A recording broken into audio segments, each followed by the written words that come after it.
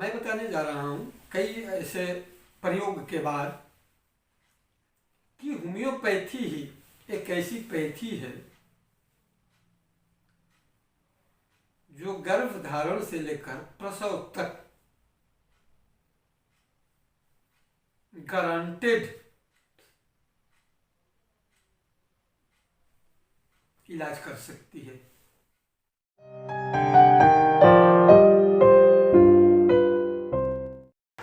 चलिए दोस्तों, तो आज फिर एक ऐसा विषय लेकर हाजिर हूँ जिसके बगैर काम नहीं चल सकता और जिससे महत्वपूर्ण कोई विषय हो ही नहीं सकता। वो विषय है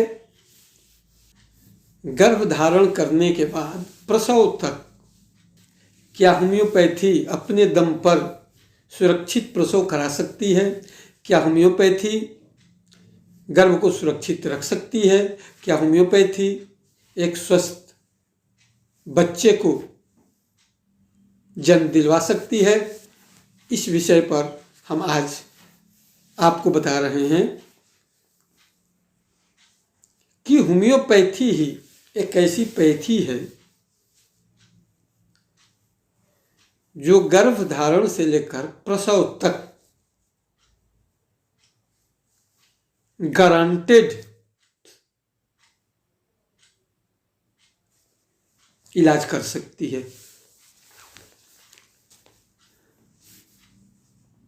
मैं बताने जा रहा हूं कई ऐसे प्रयोग के बाद कि गर्भ में जो जच्चा या बच्चा के सामने जो जटिलताएं आती हैं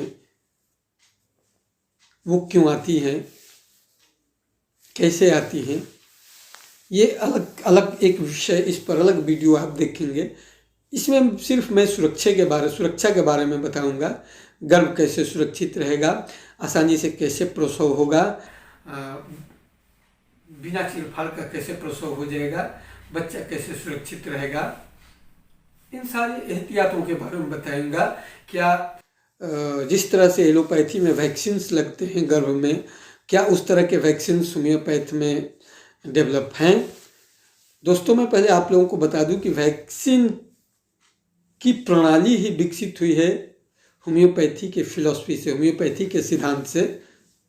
इस विषय पर भी यहाँ चर्चा नहीं करूँगा।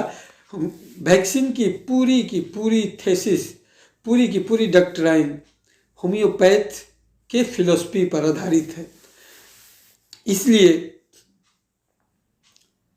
ये कहना कि होम्योपैथ में ये वैक्सीन है कि नहीं, होम्योपैथ के साथ अन्याय है, लोगों के साथ भी अन्याय है। तो चलिए हम आज बताते हैं कि क्या एहतियात पहले महीने से लेकर 9वें महीने तक बरतना चाहिए और होम्योपैथ की कौन कौन सी औषधियाँ प्रयुक्त की जानी चाहिए। गर्भधारण के पहले महीने में, गर्भधारण के बाद किसी भी एक दिन सुबह खाली पेट सल्फर 200 पावर की दवा खिला देना है।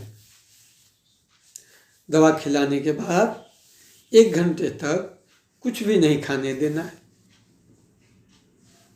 याद रखें, फिर मैं दोहराता हूँ, गर्भधारण के पहले महीने में सल्फर नाम की 200 पावर की दवा सुबह खाली पेट खिला देनी है। दवा खिलाने के बाद 1 घंटे तक कुछ भी नहीं देना है। दूसरे महीने में, ठीक इसके 1 महीने बाद, दूसरे महीने में सिफिलिनम नाम की दवा 200 पावर में, वो भी सुबह खाली पेट खिला देनी है। ठीक 1 महीने बाद, तीसरे महीने में ट्यूबरक्यूलिनम नाम की 200 पावर की दवा खिला देनी है।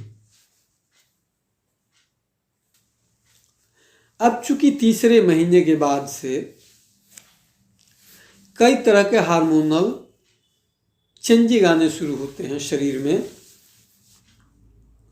इसलिए वैसे कंडीशन में कुछ और सावधानियां बरतनी है और कुछ और दवाओं का इस्तेमाल करना होगा। तीसरे महीने से चेलोडोनियम 30 पावर की दवा सुबह शाम और कालमेघ क्यू पावर की दवा 5 बूंद आधा कप पानी में 3 बार खिलाना चाहिए। इससे जो हार्मोनिकल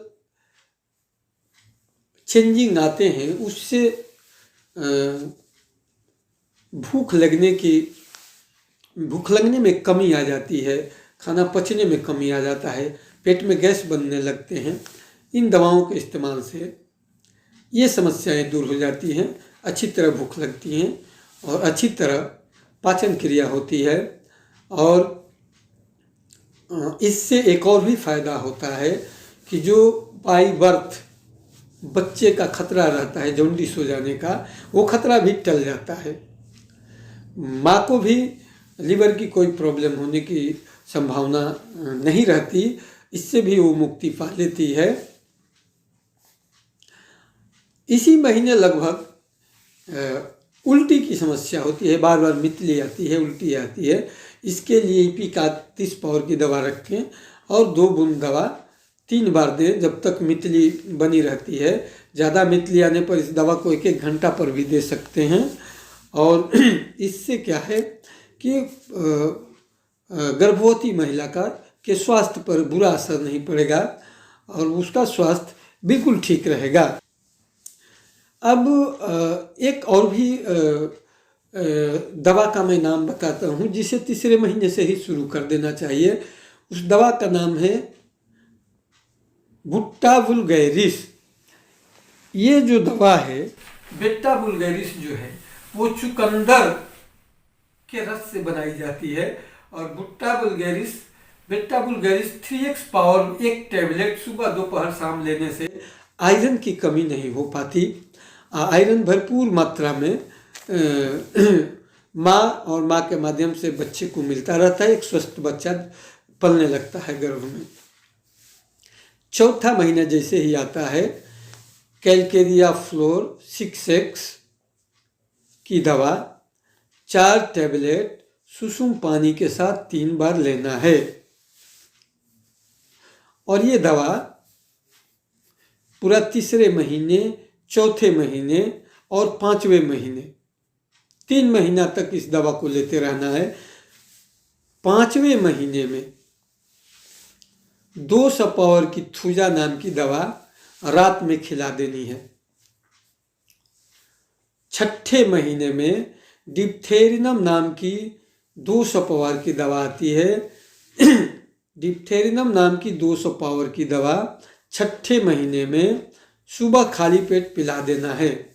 डिप्थेरिनम देने से बच्चे को मम्स की बीमारी, लंग्स में इन्फेक्शन और लंग्स और गले में इन्फेक्शन होने की संभावना निरस्त हो जाती है। जैसे ही 7वां महीना आता है, 7वें महीने में कैलकेरिया फ्लोर 6x को कन्वर्ट कर देना है कैलकेरिया फ्लोर 200 पावर में। और उसके साथ एक और दवा जोड़ देनी है सिपिया 200 पावर। इस दोनों दवाओं को पराक्रम से अल्टरनेटिवली शाम को देना है। एक दिन 2 बूंद कैलकेरिया फ्लोर तो दूसरे दिन सिपिया। ये 7वें से 8वें महीने तक इस दवा को चलाना है। 9वें महीने में कैलकेरिया फ्लोर कंटिन्यूड उसी तरह रहेगी और उसकी जगह सेकेली कार 200 पावर की दवा आ जाएगी। और फिर ये सेकेली कार और कैलकेरिया फ्लोर अल्टरनेटिवली चलने लगेगी। 9वें महीने में 2 और दवाओं को जोड़ना है। ओलियम जैकारिस 3x, ये सुबह 1 टैबलेट खिलाना है। और एक और दवा है जो बड़ी ही रेयर मेडिसिन है, ओवी गैलिनी पेलिक्यूला। ओवी गैलिनी पेलिक्यूला, ये शाम को 2 बूंद देना है। ये दोनों दवा देने से ओलियम जेकारिस देने से तमाम बच्चे के अंदर आने वाले हार्मोनिकल प्रॉब्लम्स गर्भ में ही ठीक हो जाएंगे। बच्चा का मस्तिष्क बिल्कुल ठीक रहेगा और काफ़ी तेज तरार बच्चा होगा। और ओविगैलिन पेलिक्यूला देने से उसके लंग्स काफ़ी स्ट्रांग होंगे, काफ़ी मजबूत होंगे और उसके माँ बाप के किसी भी वंश परंपरा में अगर दम्मा का रोग हो, निमोनिया का रोग हो, उसका वो इलाज गर्भ में ही हो जाता है। बच्चा इन सारी चीज़ों से वंचित रह जाता है। और स्केलिकार्ब और कैलकेरिया फ्लोर आप तब तक देते रहें जब तक कि प्रसव ना हो जाए। बड़ी आसानी से प्रसव हो जाएगा और 98% के केस में ऑपरेशन की नौबत नहीं आएगी।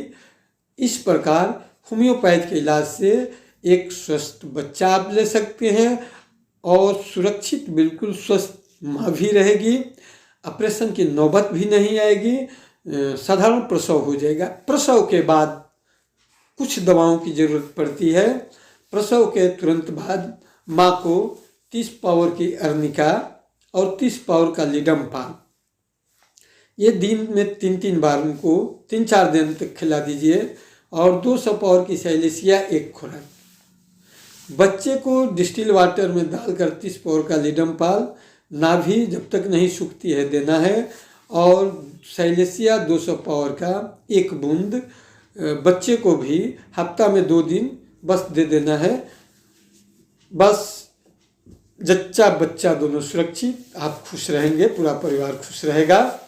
जय हिंद, जय भारत। फिर हम अगले वीडियो में अगले विषय के साथ मिलेंगे।